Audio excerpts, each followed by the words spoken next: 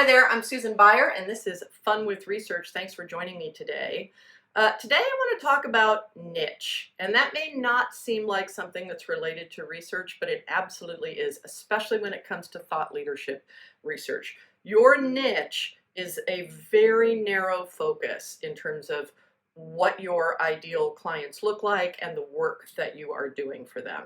And when I talk to agencies about thought leadership research, one of the most common comments that I hear is, I don't know that we have a niche. We do stuff in finance, we do stuff in higher education, we do stuff in tech.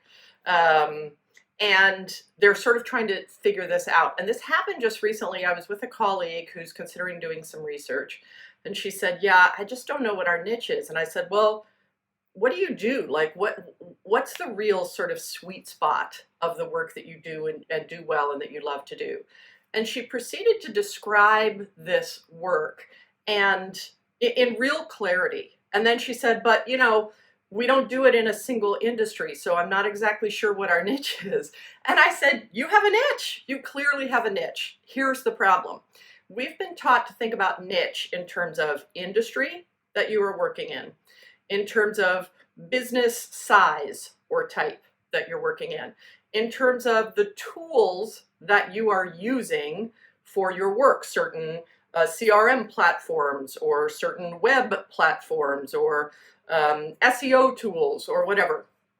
So we've all been trained to think about niche in this particular way. And I'm going to encourage you to think about it somewhat differently, because I bet you have a niche and you don't realize it.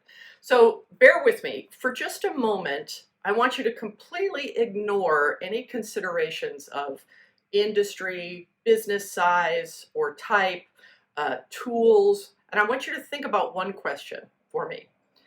What is the problem that you are brilliant at solving? That you and your team can tell when you're talking with somebody, you know exactly what they're struggling with and you know exactly how to fix it. What is that problem?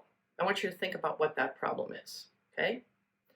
Next, I want you to think about the people that you've worked with that have that problem, the organizations that are struggling with that.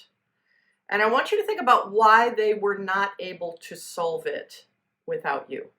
What was in the way? There's tons of providers out there, industry specialists, platform specialists.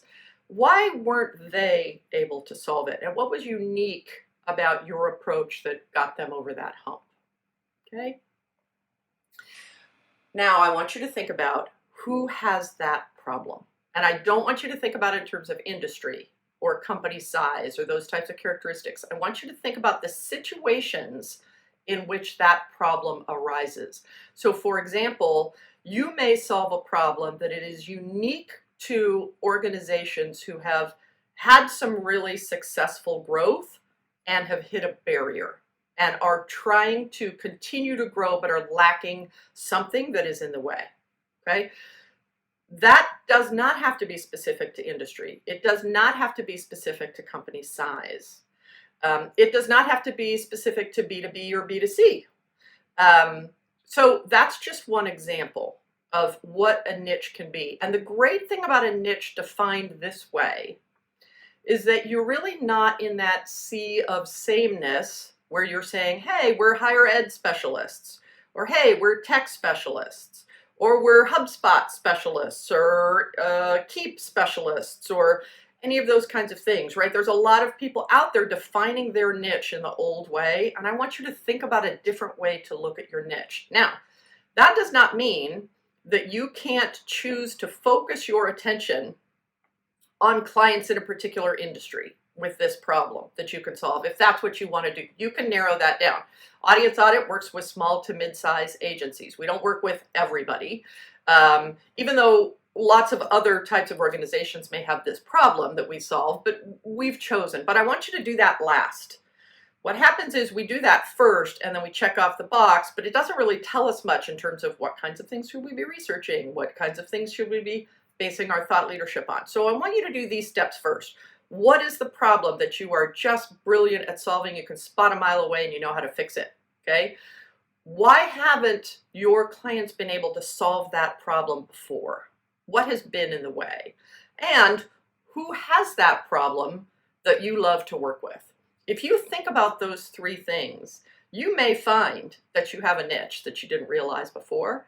And then the question is just, how do you tell those folks that that's what you do and who you serve and that you're different than everybody else? And that is a topic for another video. I hope that's helpful.